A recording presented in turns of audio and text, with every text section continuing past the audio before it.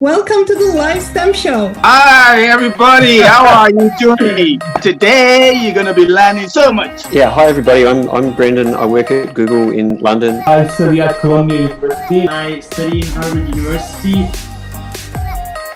My name is Josh. My favorite subject is math. I like playing video games.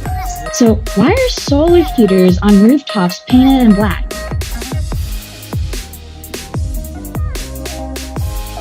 Who discovered phosphorus while doing what?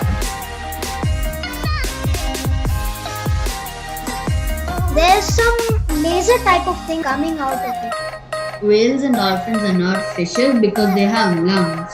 It's called electromagnetic spectrum. Brawl Stars Pro wins the robotic arcade. Big hug from me to you and see you next week. Bye. See you next week.